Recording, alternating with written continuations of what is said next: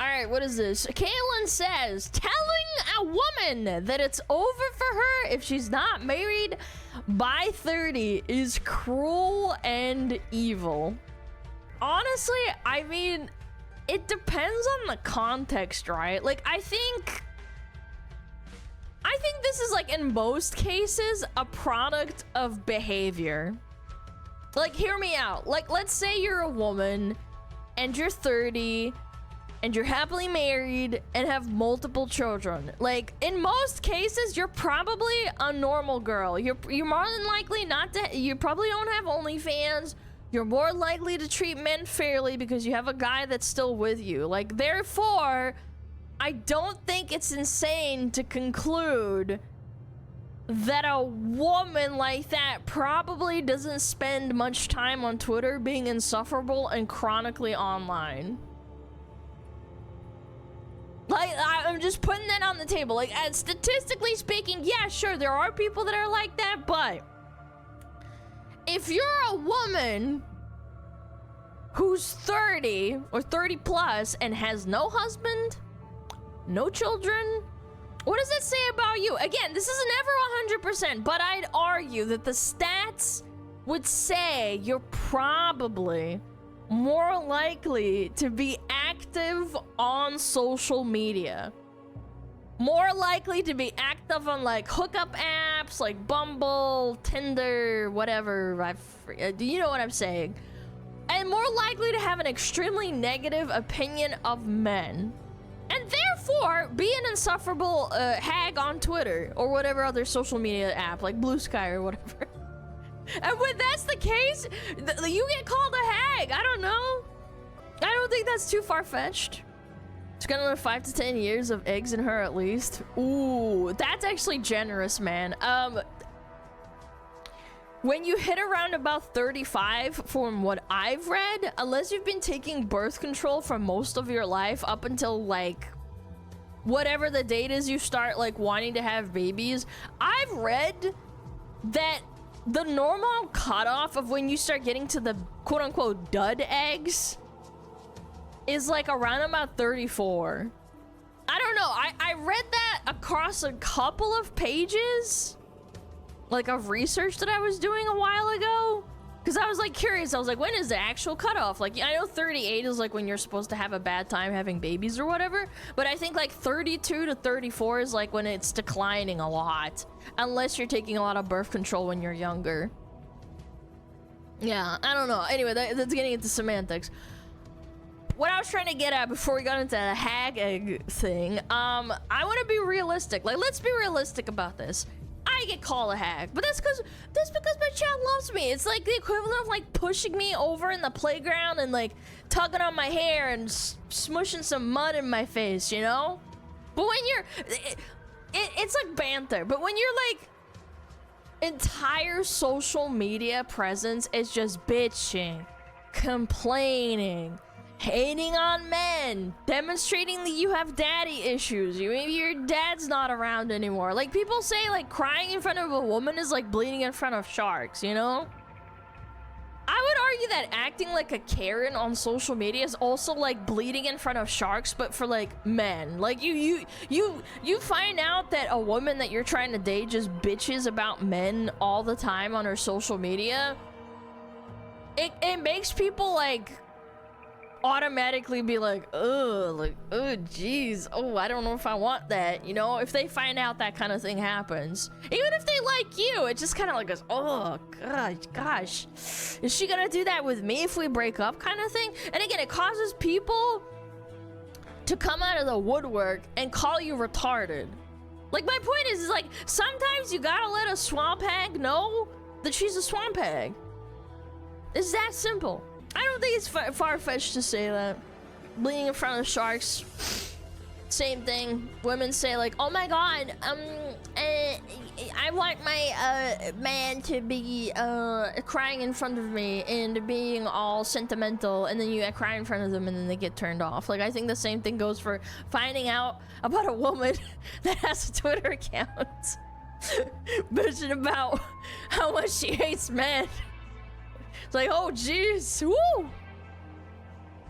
I'll gladly swap social media info on a date. I think that's pretty valid.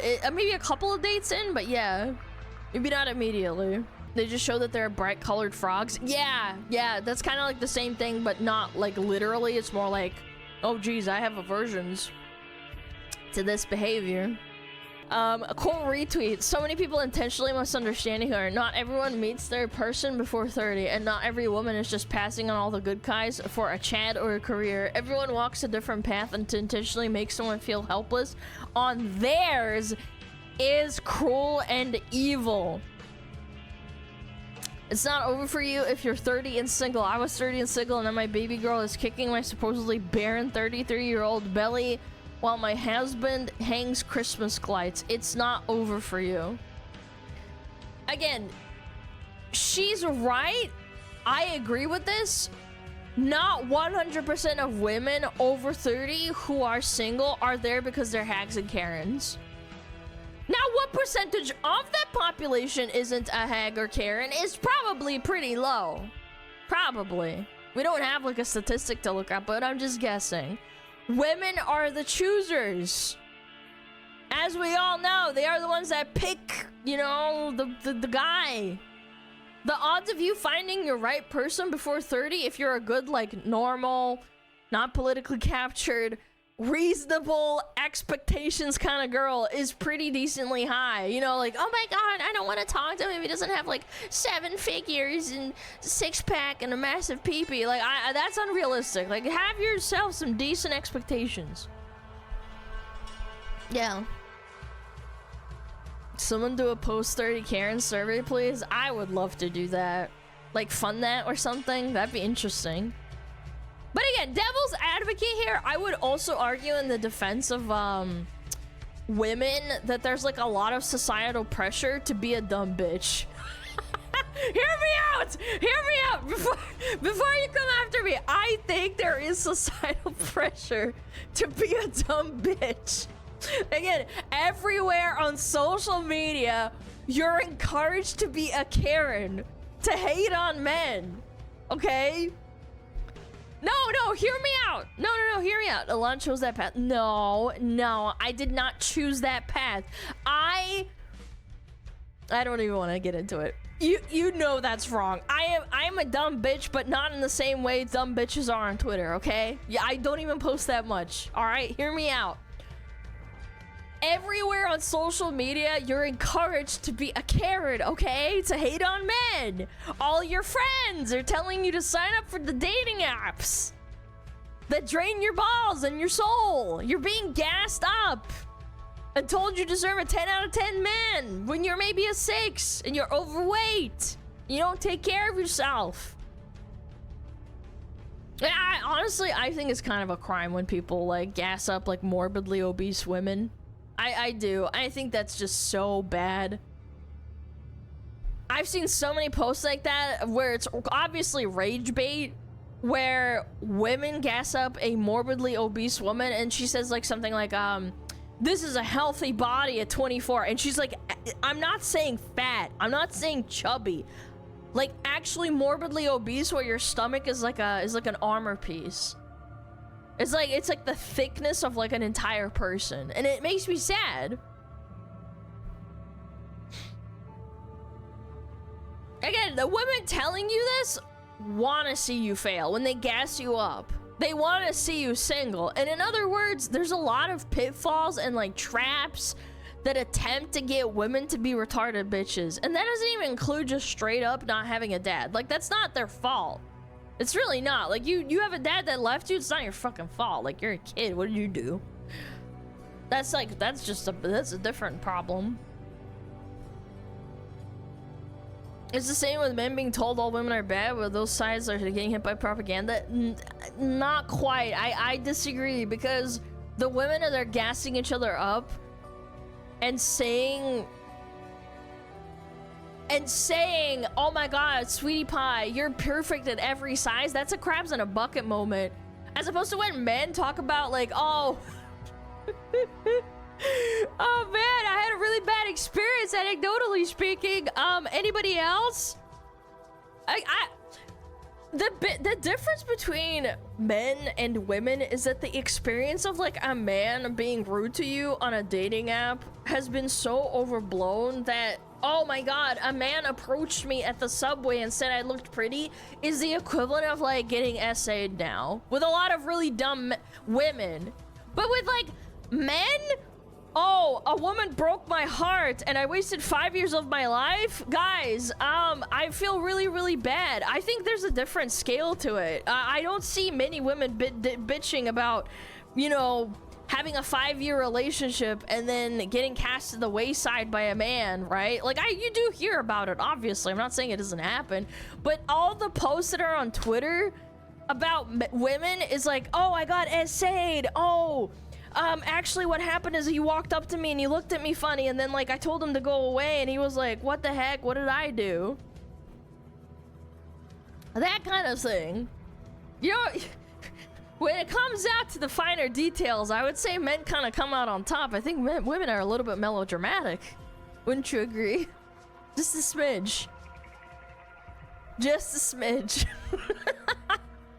But again, with all those things in the way, sometimes it can also take like women a lot longer to like think clearly and make good decisions so that they can end up in that like happy marriage and have kids or not have kids. I don't give a shit. Like a lot of people just don't want to have kids because of the economy. But anyway, this isn't an excuse for all women, obviously, but it's like one of the many factors, in my opinion.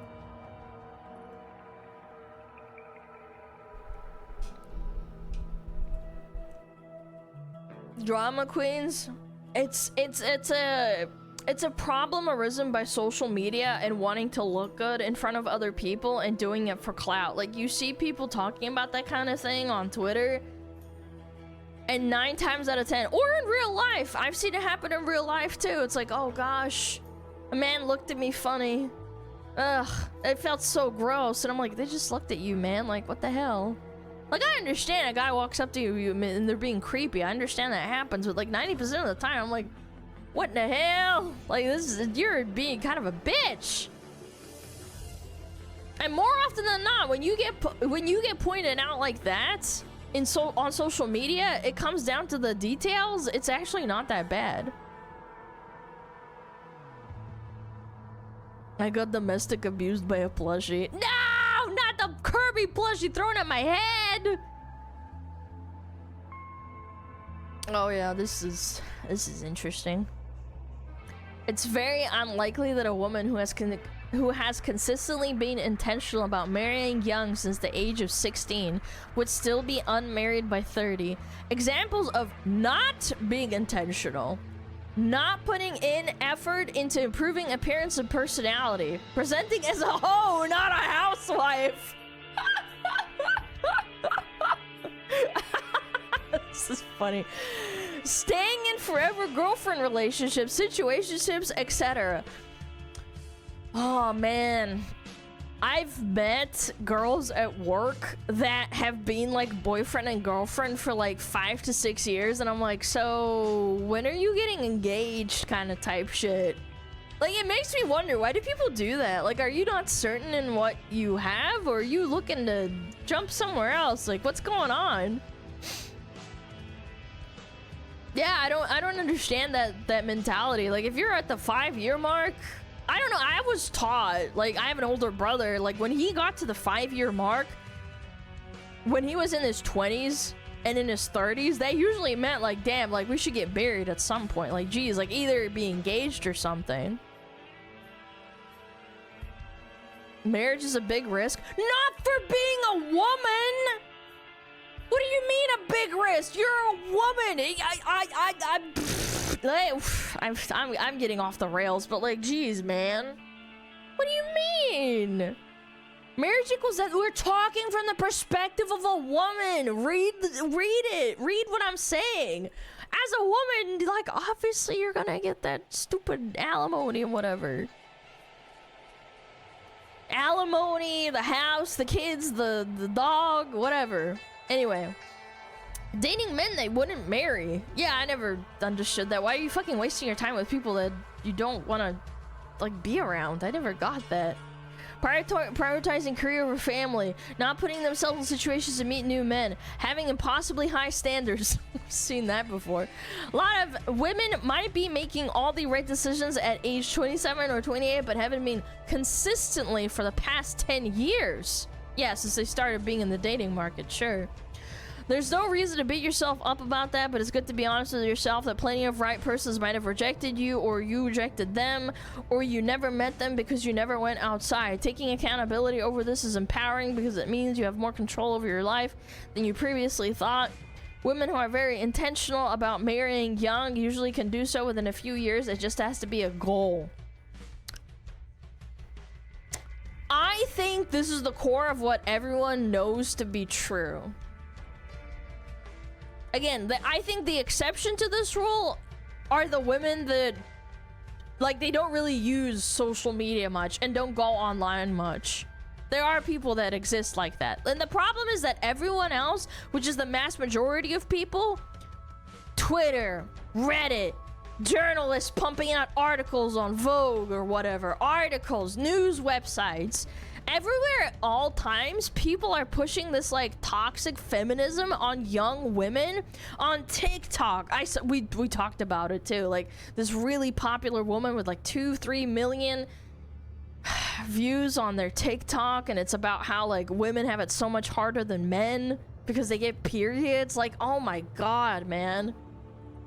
And then they warp their expectations and their perceptions of men until they become miserable Karens. And it starts from an early age too. Like imagine you're on TikTok, you're like age 14 and you get blasted by this propaganda. Yeah, you get spawn camped. Podcast, yeah, I think like podcasts for men with like Andrew Tate and a couple other people that are obviously selling you something for money and they're replacing a father figure in your life. I think it's the same thing. I just think that this is way more prominent. The toxic like Andrew Tate thing, everyone in the back of their mind knows that like he's fucking doing it for money. He's just been doing it, but like there's more pushback against it, whereas this gets very, very pushed forward, as in not this post in particular, but like the whole toxic feminine thing about like how women have it so much worse than men. Yeah, one's more socially acceptable for sure, because you bring up the word Andrew Tate and people just fucking lose their mind.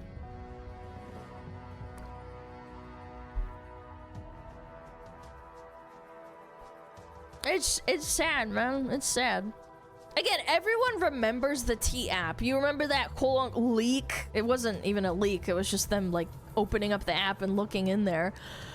An app purely dedicated to doxing, shit talking, and lying about your ex-boyfriend to other girls. There's no way of verifying it. It's literally libel and slander at that point, because they can just make up shit and say, oh my god, girly pops, this guy like hurt me, and then like the guy can't even defend himself. Like if you put that on the opposite end, like on the other shoe on the other foot with like men and women, like what the hell? You can just do that? You can just lie about people on the internet and like tie their real face, their real name, and their job onto an app and just like lie about them? It's mentally ill, unhinged, completely unhinged behavior. It's a testament to the fact that like women have been told their entire lives that it's never their fault. It's always some fault of someone else. And the bigger problem is like this mentality carries over into relationships. You can't take fault on anything.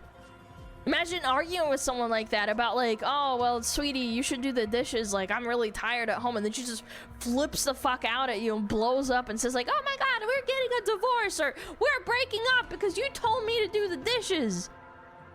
It goes down the line. Like, it does affect people's like ability to communicate. I genuinely think social media has become so fucking toxic. It rots your brain. Like, imagine being a woman who thinks like this but actually does manage to find a nice guy, your relationship is gonna crumble because you can't even take like an accountability in a day-to-day life. You're like, your communication is dog shit. Everything is his fault. Every criticism he has of you is like met with like vitriol and venom, and instead of actually talking things out, and you immediately resort to like, oh my god, we're gonna divorce. This is a fact, by the way. Women are the ones that, I think it's like 60% or 50% of the time, they're the ones that initiate divorce. Your ability to work through differences is non-existent. Of course, like, your relationship is gonna fail. Then you'll blame it on all men as a result. Like, sad world, really. Like, it's really sad.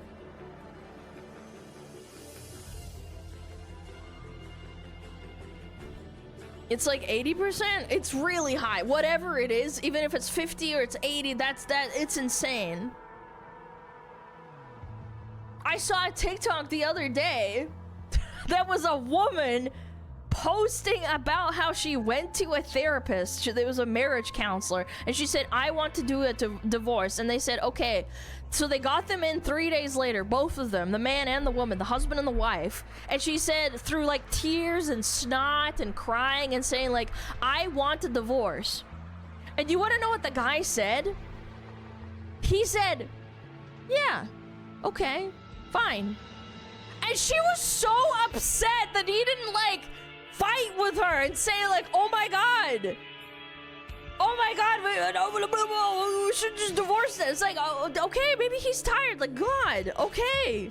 He's willing to take the L. Oh my gosh. It's really sad. I think that, like, with how social media has rotted people's brains, you don't even want to try anymore.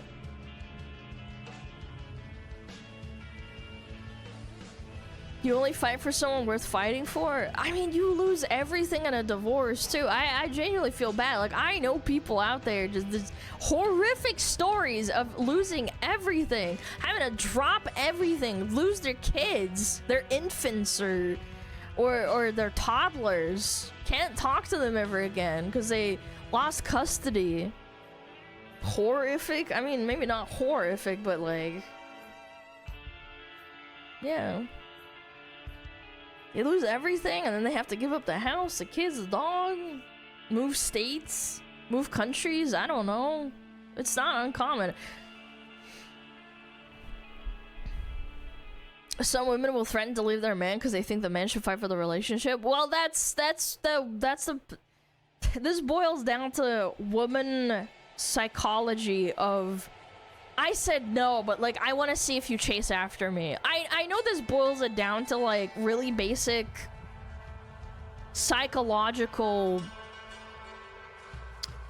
how do I say it, like behavior that women do, where in flirting it's like, like, I know I said no, but like, it's the way I said no, and then men have to read signals, and it's annoying, and that's the game that women play. I understand that's perceived as very annoying, and people don't like it, but that's just how women are. You have to learn how to play the game, and it's irritating. But that's how 90% of women are. They're not very blunt, they're not very straightforward, they want to play games. It's true that the leave can be a test of interest. I'm not saying every single woman is like that, but like a lot of them, yeah. No means yes, yes means no. You know, that kind of thing. Or we just don't play the game, bro. And that's what I hear every single day from chatters when we talk about topics like this. I really want to white pill you as a person, as a woman. Please don't give up. I really don't want to hear about people having problems like years down the line about not finding a woman or women not finding men, and then birth rates are plummeting. I want to white pill you. I hate white pills. I know you do. I'm sorry. I'm gonna shove it down your little gullet, okay? You blackpill me with these posts. I mean, no, because look, this is a woman that's look, she's being nice. She's being reasonable. This woman exists. These women on Twitter that fight back against, you know, like the... Yeah, you need to look for positives too. Yeah, I am. This is a positive post. We talked about 2 negatives. Like, you did a really big positive one. The gray pill. Look, all I'm saying is it's a sad world. Birth rates are plummeting. I think it can and it will correct itself, or we'll die out as a species. I don't know. I don't know. Nothing. Those are tism tablets. No! Yeah, to get you that Tylenol. Make you smarter.